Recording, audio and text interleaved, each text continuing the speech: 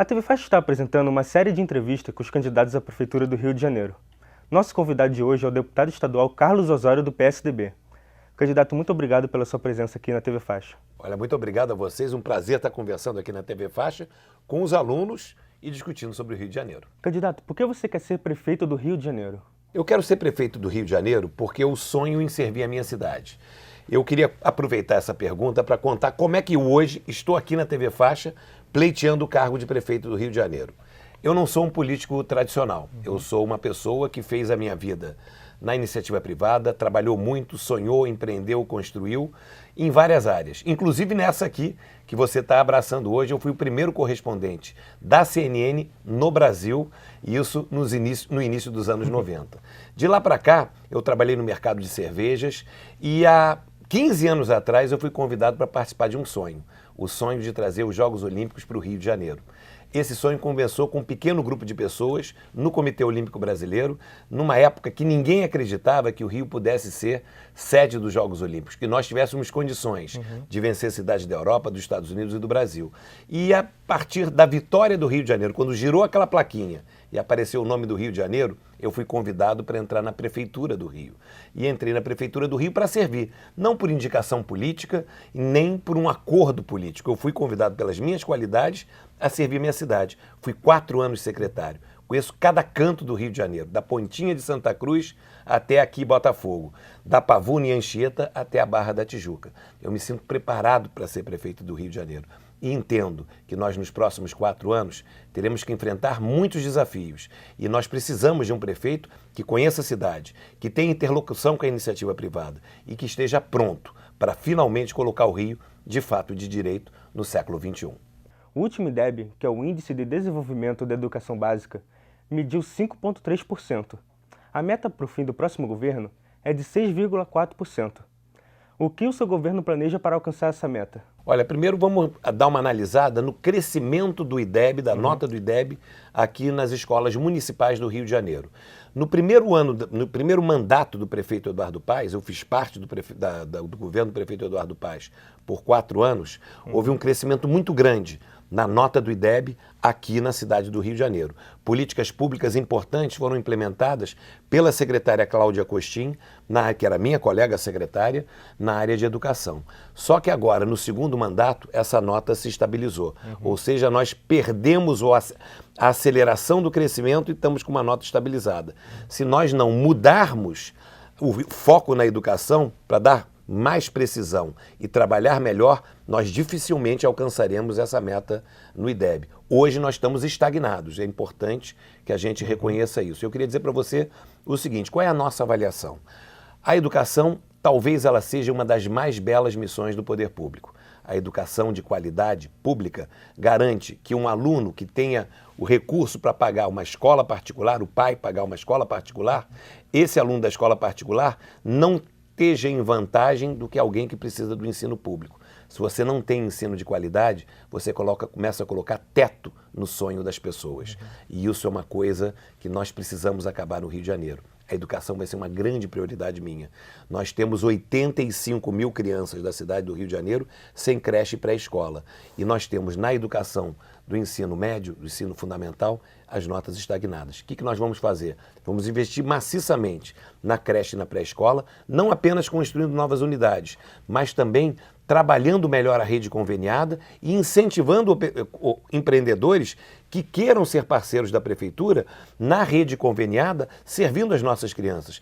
Eu não acredito que o poder público seja onisciente, nem onipresente e nem possa resolver tudo. Muitas vezes a solução está em parcerias. E na área de creches e de pré-escola a gente vai crescer mais rápido se confiar nas pessoas e dermos condições para elas trabalharem. No caso do ensino regular, a gente tem uma questão urgente a resolver. Hoje a Prefeitura do Rio de Janeiro brigou com os professores. Existe um muro que divide a administração municipal e os professores. Nós vamos retomar esse diálogo. E não tem melhoria na qualidade de ensino sem professor valorizado, bem treinado e eficientemente conduzido dentro da sala de aula. E a gente tem que cuidar dos alunos. O ambiente escolar hoje, ele é chato. os alunos não estão aprendendo. A gente tem que trazer a tecnologia para a sala de aula, esporte e a cultura também. E olha, essa história de ficar construindo escola nova, só prédio, só prédio, só prédio, não é essa a solução. Nós já temos uma população estabilizada. Nós precisamos de botar a nossa rede para funcionar de verdade, em vez de ficar apenas pensando em construir novos prédios. Não é o prédio que ensina. Quem ensina é o professor e quem aprende é o aluno. Os jovens que vão ao mercado de trabalho estão cada vez com mais dificuldade de conseguir um emprego. O que o senhor pode fazer para ajudar esses jovens? Olha, nós temos um desemprego enorme no Brasil, enfim, gigantesco, e no Rio de Janeiro isso não é diferente. E nós estamos vivendo a ressaca olímpica também na questão do emprego.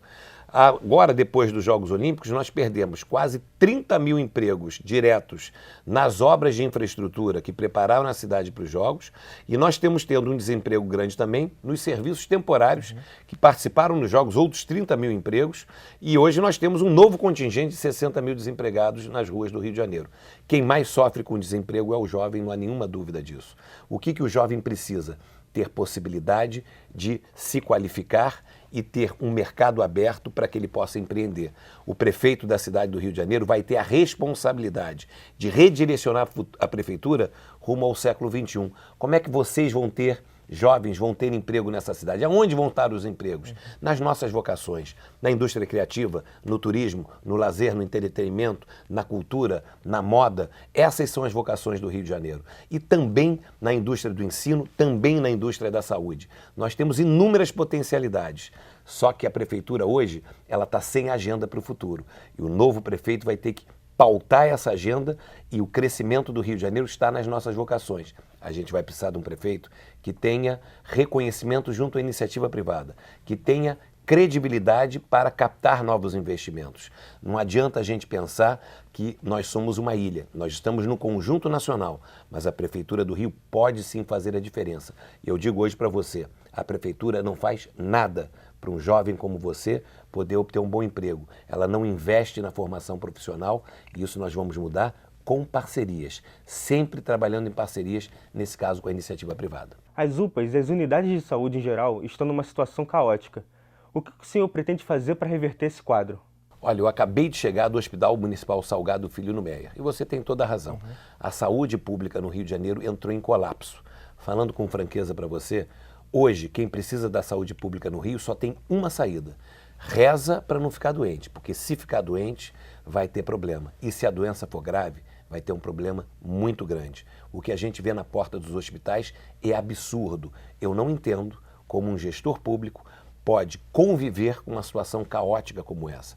Na porta da maior emergência da nossa cidade, que é o Hospital Souza Aguiar, no centro da cidade, os médicos estão escolhendo quem vive e quem morre, porque não temos a capacidade de atender a todos. A porta do Souza Aguiar é um Vietnã nas madrugadas.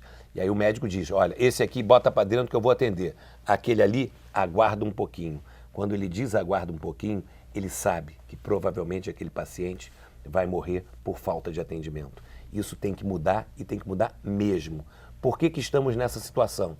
Porque a prefeitura desfocou o objetivo dela nos serviços públicos para tratar de grandes obras. E olha, muitas dessas obras das Olimpíadas não eram para ter sido pagas e absorvidas pelo município.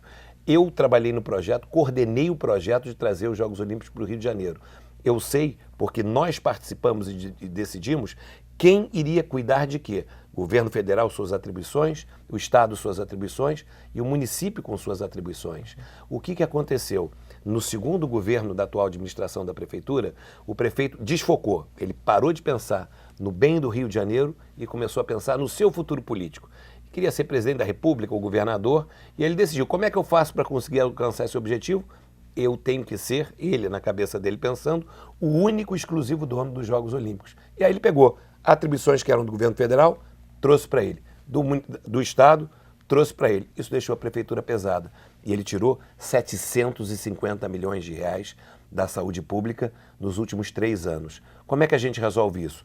Devolvendo os recursos, botando a máquina pública leve. A prefeitura nunca teve tão aparelhada quanto está hoje, para suportar essa coligação gigantesca que apoia o candidato oficial com 18 partidos. Nós vamos devolver o recurso para a saúde, mas não adianta só botar dinheiro lá dentro. A gente precisa melhorar a gestão.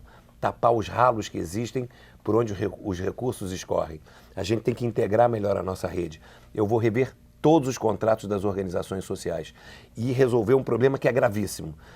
Se você precisa de fazer uma consulta com um médico especialista, fazer um exame mais complicado, ou fazer uma cirurgia eletiva, por exemplo, você está jogando futebol, deu um problema no seu joelho, você tem que operar o joelho, você entra num sistema de regulação que é uma fila que não tem porta de saída. É um labirinto que você roda, roda, roda e nunca chegou ao fim. Nós vamos resolver isso com a clínica de especialistas, em áreas distribuídas da cidade, tendo a possibilidade do nosso cidadão encontrar o seu médico especialista, a possibilidade de fazer o exame e também fazer a sua cirurgia. Hoje, essa clínica, essa rede de regulação, essa fila, ela não acaba e você, cidadão, não sabe nem em que lugar da fila você está. Isso nós vamos mudar também. Nós vamos trazer a informatização de todos os processos da saúde da prefeitura inteira. E você, na palma da tua mão, no seu celular, vai ver se a fila está andando ou não está, aonde você está nessa fila, e você vai ter todo o teu histórico médico ali dentro. Isso é trabalhar diferente. Enquanto alguns defendem a militarização da Guarda Municipal, outros defendem que ela seja cada vez mais pacífica. Qual o seu posicionamento diante deste tema e o que o senhor pretende fazer na área da segurança? Ricardo, eu não defendo nem uma coisa nem outra. Eu defendo que ela funcione de verdade. O que aconteceu com a Guarda Municipal é um caso que a gente vai ter que enfrentar com firmeza. Mas tratando da questão da segurança, tem uma coisa básica que eu vou mudar. Todos os prefeitos do Rio de Janeiro, historicamente, enfim, são sempre políticos tradicionais, eles fazem o seguinte cálculo político: segurança é igual a problema e desgaste. Consequentemente, eu, prefeito, não vou me meter em nada. Isso é a cabeça do político tradicional. E ele simplesmente diz o seguinte: olha, segurança é ali com o guichê ao lado, fala com o governador. Nós vamos mudar essa postura. Eu, como prefeito do Rio de Janeiro, vou ter a seguinte postura: qualquer tema que seja do interesse do meu cidadão, de quem mora na cidade do Rio de Janeiro, é tema do prefeito também. E a segurança não pode ser terceirizada. Nós vamos enfrentar esse problema de frente. E aí a Guarda Municipal é uma peça fundamental para que a gente mude a situação como ela está hoje. Como é que nós chegamos aonde chegamos? Eu fiz parte da administração atual da prefeitura por 4 anos, 3 no primeiro mandato e o primeiro ano do segundo mandato.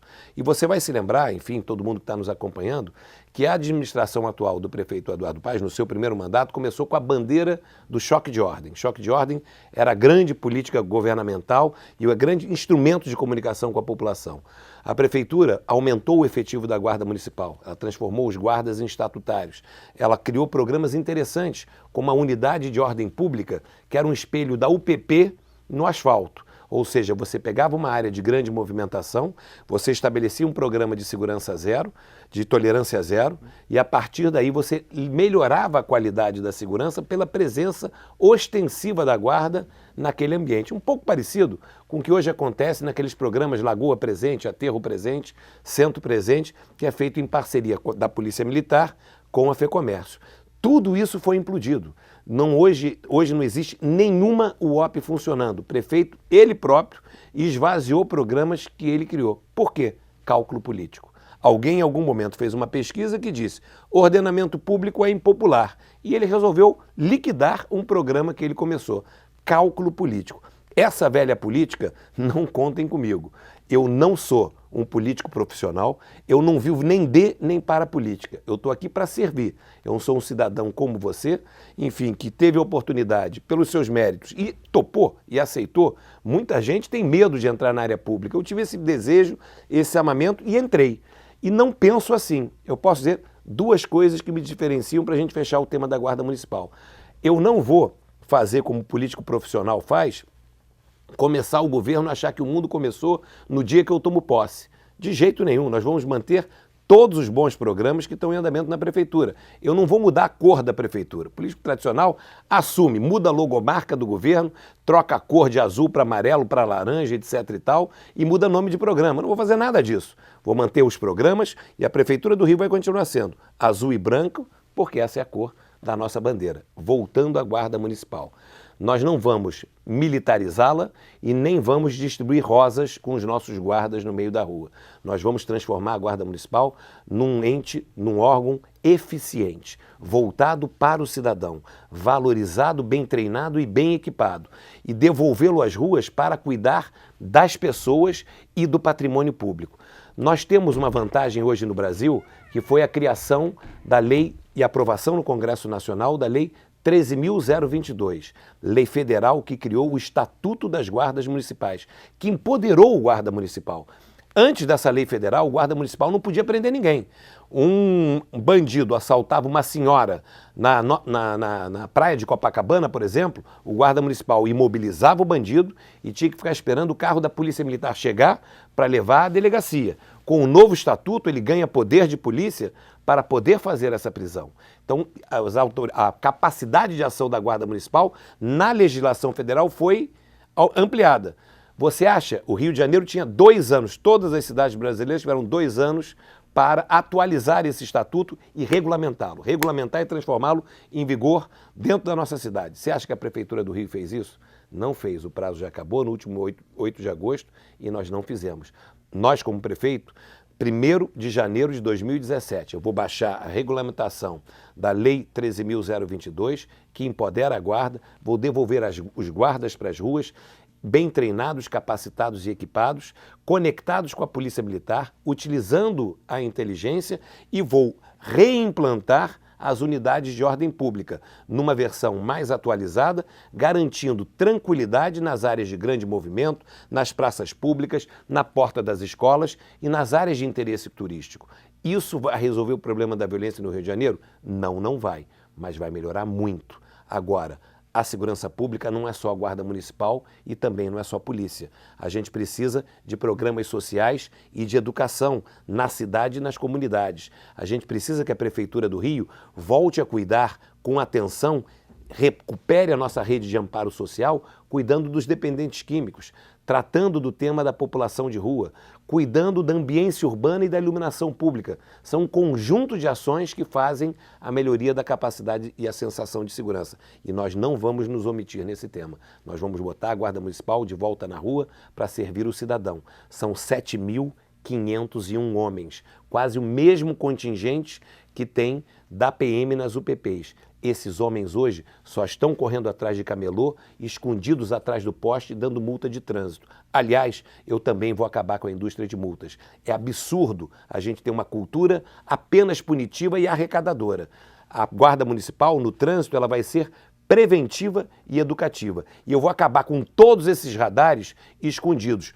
Radar na cidade do Rio de Janeiro, primeiro sinal, contemporizador, radar com a indicação da velocidade ou da infração pintado no chão e no local do radar. Radar não é para fazer pegadinha e arrecadar, é para reduzir a velocidade, é para impedir o avanço de sinal, que esteja escrito ali, que ali você não pode andar acima daquela velocidade, ou, enfim, que você está sendo monitorado para qualquer outra irregularidade. A indústria de multa vai acabar no Rio de Janeiro, porque não é por aí que a gente vai arrecadar dinheiro, a gente tem que fazer isso de outras maneiras mais inteligentes. De todas as transformações da mobilidade urbana nos últimos anos, quais são os pontos positivos e os negativos e o que o senhor pretende fazer para essa área? Olha, primeiro a gente tem que reconhecer que o Rio de Janeiro fez muito no tema da mobilidade urbana nos últimos anos. Talvez, dentro do esforço de organização dos Jogos Olímpicos, a mobilidade urbana tenha sido a área que mais avançou, que mais recebeu recursos e que nós temos um legado concreto hoje na área de mobilidade. A Prefeitura do Rio, ela ampliou a rede de BRTs, o governo do estado implantou a linha 4 de metrô, o VLT chegou no centro da cidade, ou seja, investimentos importantes foram feitos também na própria estrutura viária da cidade. O que nós temos que fazer hoje é colocar para funcionar bem esse sistema. É operação. Falta integração física, tarifária e operacional entre os nossos grandes modais de transporte. Eu acho que o próximo prefeito, nós não vamos ter nos próximos 4 anos um momento de obras gigantescas de infraestrutura. Eu acho que a cidade já virou essa página, as obras já foram feitas, o que nós temos que fazer agora é colocá-las para funcionar direito a serviço do cidadão. Nós temos muito que avançar no transporte. Eu fui secretário de transporte, você sabe, apenas 1 ano e 3 meses. mas eu tenho muito orgulho da minha passagem na área de transporte. Eu saí da prefeitura há mais de 2 anos e meio. Eu tenho muito orgulho nessa passagem porque eu recebi 2 missões muito importantes, muito complicadas. Eu fui responsável por viabilizar o fechamento e a demolição do elevado da perimetral. Um desafio logístico e operacional gigantesco no centro da cidade.